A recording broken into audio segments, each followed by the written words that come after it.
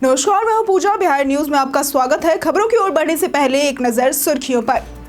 राज्य के सरकारी स्कूलों में अब बच्चे सीखेंगे स्विमिंग। 9वीं से 12वीं तक के बच्चों को मिलेगा प्रशिक्षण। बच्चों को आत्मरक्षा में सक्षम बनाना है योजना का उद्देश्य।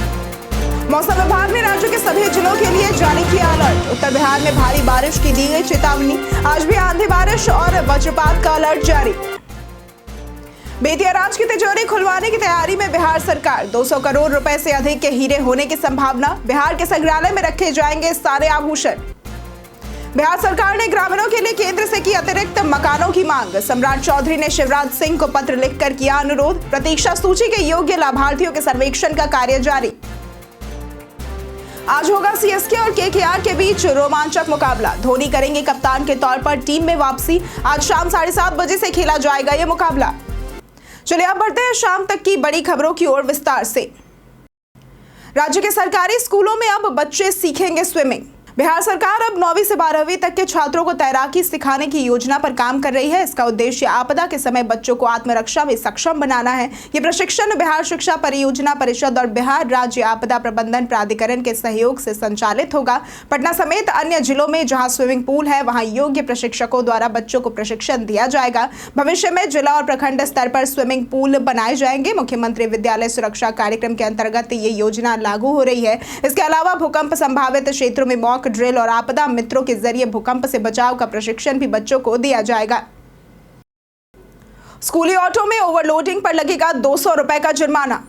स्कूली ऑटो में ओवरलोडिंग पर पूर्ण प्रतिबंध लगा दिया गया है। सीएनजी ऑटो में अधिकतम 4 और विक्रम ऑटो में 7 बच्चों की अनुमति है। इससे अधिक पर प्रति बच्चे 200 रुपए जुर्माना लगेगा। ई रिक्शा से बच्चों की ढुलाई पूरी तरह से प्रतिबंधित है। ट्रैफिक पुलिस ऑनलाइन और ऑफलाइन चालान कर सकती है। ड्राइवरों को परमिट, फिटनेस, पॉल्यूशन और ड्राइविंग लाइसेंस रखना अनिवार्य होगा। सभी स्कूली वाहनों में जीपीएस और सीसीटीवी अनिवार्य है। हालांकि ऑटो में सिर्फ जीपीएस ही होगा। इनकी मॉनिटरिंग ट्रैफिक एसपी व परिवहन विभाग करेगा। सभी स्कूली वाहनों में आगे पीछे ऑन स्कूल ड्यूटी का बोर्ड लगाना भी अनिवार्य होगा, जिसे आवश्यकता अनुसार हटाया जा सकता है। पीएमसीएच के सुपर स्पेशलिटी अस्पताल को 30 मई तक पूरा करने का मिला निर्देश। पटना मेडिकल कॉलेज अस्पताल यानी कि पीएमसीएच में प्रधानमंत्री जन सुरक्षा योजना के तहत बन रहा सुपर स्पेशलिटी अस्पताल अभी पूरा नहीं हुआ है। 7 मंजिला भवन में 4 मंजिलों का कार्य पूरा हो चुका है, लेकिन आंतरिक निर्माण, ऑक्सीजन पाइपलाइन और फायर सेफ्टी जैसे जरूरी कार्य अभी तक अधूरे हैं। इसमें 200 बेड, 6 अत्याधुनिक operation theatre, MRI, CT scan और 8 चिकित्सा विभागों की सुविधा होगी। करीब 70 करोड़ रुपए के उपकरणों की आपूर्ति स्थानाभाव के कारण रुकी हुई है। भवन का शिलान्यास 2019 में हुआ था और इसका निर्माण 2023 में पूरा होना था, पर कोविड और तकनीकी कारणों से इसमें देरी हुई है। सीपीडब्ल्यूडी को 30 मई तक की अंतिम डेडलाइन दी गई है। बिहार में बढ़ा वज्रपात का जानलेवा खतरा। बिहार में वज्रपात की घटनाएं चिंता का विषय बनती जा रही है। इस साल अप्रैल के पहले पखवाड़े में ही 43 लोगों की जान जा चुकी है, जबकि पिछले 9 वर्षों में कुल 2371 लोगों की जान गई है। वज्रपात गर्मी और बादलों के आवेशित कणों की टकराहट से होता है। पहले दक्षिण बिहार ज्यादा प्रभावित था, लेकिन अब उत्तर बिहार में भी ये घटनाएं बढ़ने लगी हैं। खासकर खेतों में काम कर रहे लोग अधिक शिकार हो रहे हैं। तालाब, पेड़ या खुले स्थानों पर बिजली गिरने का खतरा ज्यादा होता है। विशेषज्ञों के अनुसार गर्मी और दोपहर के समय क्यूलोनिम्बस बादलों के कारण वज्रपात की आशंका बढ़ जाती है। सावधानी ही इसका एकमात्र बचाव है। सरकारी शिक्षकों को 10 दिनों के अंदर मिलेगा बकाया राशि का भुगतान। शिक्षा विभाग ने सभी जिलों के जिला शिक्षा पदाधिकारियों को निर्देश दिया है कि वे 1 सप्ताह के भीतर राज्य के सभी सरकारी स्कूलों के शिक्षकों को मार्च सहित बकाया वेतन का भुगतान सुनिश्चित करें। उप सचिव अमित कुमार पुष्पक द्वारा जारी आदेश के अनुसार भुगतान की प्रक्रिया वित्तीय वर्ष 2024-25 के तहत पूरी की जानी है और उसकी सूचना विभाग को भेजनी होगी। इस आदेश से शिक्षकों में राहत की भावना है, विशेषकर उन नियोजित शिक्षकों में जो सक्षमता परीक्षा पास कर विशिष्ट बने हैं और 3 माह से वेतन का इंतजार कर रहे हैं। इनमें कुछ के प्राण नंबर अभी नहीं बने हैं। वेतन नहीं मिलने से कई शिक्षक बैंक कर्ज की किस्तें भी नहीं भर पाए हैं। अब उन्हें जल्द वेतन मिलने की उम्मीद है। बेतिया राज की तिजोरी खुलवाने की तैयारी में बिहार सरकार।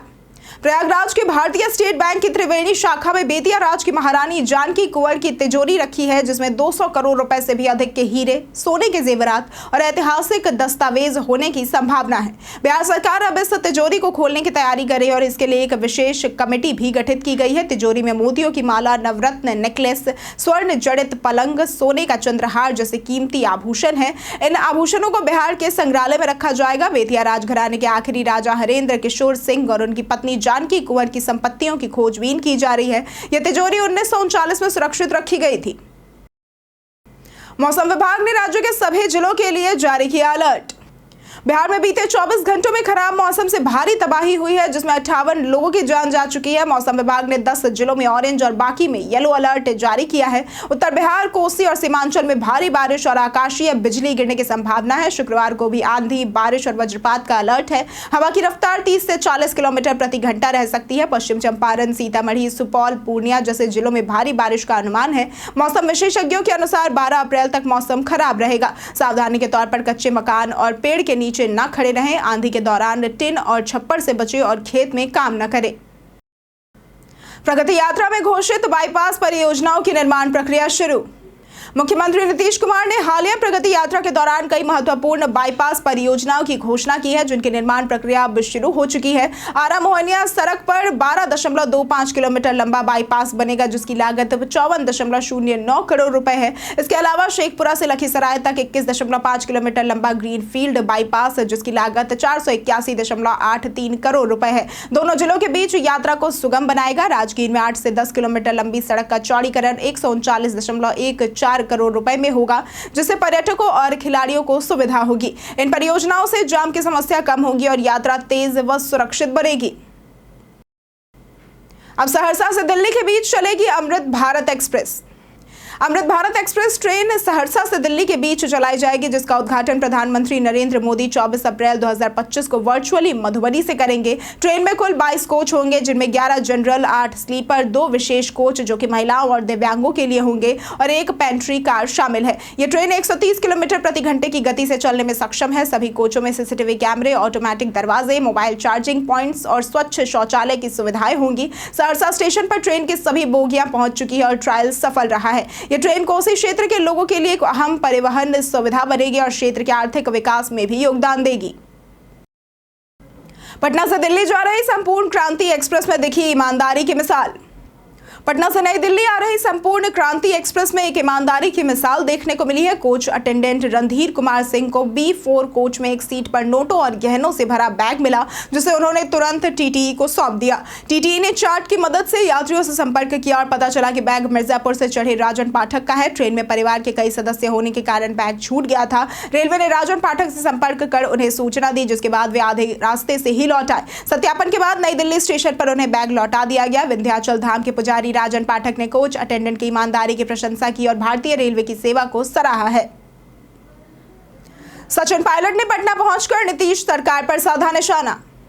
कांग्रेस नेता सचिन पायलट और कन्हैया कुमार बिहार में युवाओं की समस्याओं को लेकर काफी ज्यादा सक्रिय है। पायलट ने कहा कि कांग्रेस महागठबंधन में चुनाव लड़ेगी, लेकिन सीएम का फैसला चुनाव के बाद ही होगा। उन्होंने नीतीश कुमार की मोदी समर्थन को लेकर आलोचना की, ये कहते हुए कि अगर समर्थन देना ही था तो बिहार के युवाओं के लिए नौकरियों की मांग करते। कन्हैया कुमार ने बताया कि पलायन यात्रा के दौरान जिलों की समस्याओं पर आधारित मांग पत्र तैयार कर मुख्यमंत्री को सौंपने की कोशिश करेंगे। उन्होंने पटना साहिब, कुम्हरार और बांकीपुर जैसे बीजेपी के गढ़ में पदयात्रा की, जो कोचिंग हब माने जाते हैं। यहां बड़ी संख्या में प्रतियोगी परीक्षाओं की तैयारी करने वाले छात्र रहा करते हैं। बिहार सरकार ने ग्रामीणों के लिए केंद्र से की अतिरिक्त मकानों की मांग। बिहार सरकार ने केंद्र सरकार से प्रधानमंत्री नरेंद्र मोदी की आगामी बिहार यात्रा से पहले प्रधानमंत्री आवास योजना ग्रामीण के तहत 5.29 लाख अतिरिक्त मकानों की मांग की है। उप मुख्यमंत्री सम्राट चौधरी ने ग्रामीण विकास मंत्री शिवराज सिंह चौहान को पत्र लिखकर यह अनुरोध किया है कि उन्होंने 2024-25 में मिले 7.90 लाख मकानों के लक्ष्य के लिए केंद्र का आभार भी व्यक्त किया। चौधरी ने बताया कि प्रतीक्षा सूची में शामिल योग्य लाभार्थियों के सर्वेक्षण का कार्य जारी है। उन्होंने आग्रह किया कि 2025-26 के लिए शीघ्र 5.29 लाख मकानों का लक्ष्य स्वीकृत किया जाए, जिससे प्रधानमंत्री की 24 अप्रैल की यात्रा के दौरान लाभुकों को पहली किस्त की राशि प्रदान की जा सके। जदयू को लगा झटका, 51 उप मुख्य पार्षदों ने दिया इस्तीफा। बिहार में विधानसभा चुनाव से पहले मुख्यमंत्री नीतीश कुमार की नीतियों के खिलाफ 51 नगर निकायों के उप मुख्य पार्षदों ने सामूहिक इस्तीफा दे दिया है। उन्होंने नगर विकास मंत्री जीवेश कुमार को इस्तीफा सौंपते हुए आरोप लगाया कि राज्य सरकार की नीतियों के कारण वे अधिकार विहीन हो गए हैं। वर्ष 2022 में पहली बार हुए प्रत्यक्ष चुनाव के बावजूद उन्हें जनहित में कोई अधिकार नहीं मिला है। उप मुख्य पार्षदों का कहना है कि नियमों में बदलाव की मांग अनसुनी रही है, जिससे जनता परेशान है। संघ ने चेतावनी दी कि अगर सरकार ने रवैया नहीं बदला तो बड़े स्तर पर आंदोलन आंदोलन होगा और एनडीए प्रत्याशियों का विरोध किया जाएगा, जिससे विधानसभा चुनाव में नुकसान भी हो सकता है। पूर्व सांसद सूरज भान की चोरी हुई कार को पुलिस ने किया बरामद। बिहार में आपराधिक घटनाएं तेजी से बढ़ रही है, जहां अब खास लोग भी अपराधियों के निशाने पर है। ताजा मामला राजधानी पटना का है, जहां राष्ट्रीय लोक जनशक्ति पार्टी रालोजपा के पूर्व सांसद सूरज भान सिंह की इंडिवर कार उनके अगमकुआं स्थित आवास से गुरुवार सुबह करीब 4 बजे चोरी हो गई थी। घटना की सूचना मिलते ही पुलिस ने तुरंत कार्रवाई करते हुए विशेष टीम का गठन किया। झारखंड पुलिस की मदद से कुछ ही घंटों में कार को बरामद कर लिया गया। इस मामले में एक युवक को गिरफ्तार भी किया गया है। अब आरोपी को पटना लाकर पूछताछ की जाएगी और आगे की कानूनी कार्रवाई की जाएगी। आज होगा सीएसके और केकेआर के बीच रोमांचक मुकाबला। आईपीएल 2025 के 25वें मुकाबले में चेन्नई सुपर किंग्स यानी कि सीएसके और कोलकाता नाइट राइडर्स यानी कि केकेआर एमए चिदंबरम स्टेडियम में आमने सामने होंगे। चेन्नई ने घरेलू मैदान पर पहला मैच जीतने के बाद लगातार 4 मुकाबले हारे और फिलहाल 2 अंकों के साथ 9वें स्थान पर है। कप्तान ऋतुराज गायकवाड़ कोहनी में हेडलाइन फ्रैक्चर के चलते टूर्नामेंट से बाहर हो गए और एमएस धोनी फिर से कप्तानी करेंगे। बल्लेबाजी में चेन्नई अब तक संतुलन नहीं बना पाई है, जबकि गेंदबाजी में केवल नूर अहमद ही प्रभावी रहे हैं। कोलकाता ने 5 में से 2 मैच जीते हैं। चेन्नई की संभावित प्लेइंग 11 में राहुल त्रिपाठी को मौका मिल सकता है, तो वहीं कोलकाता मोइन अली को शामिल कर सकती है। दोनों टीमों के लिए ये मैच अहम है, खासकर चेन्नई के लिए जो जीत की राह पर लौटना चाहेगी। आज शाम 7:30 बजे से ये मुकाबला खेला जाएगा।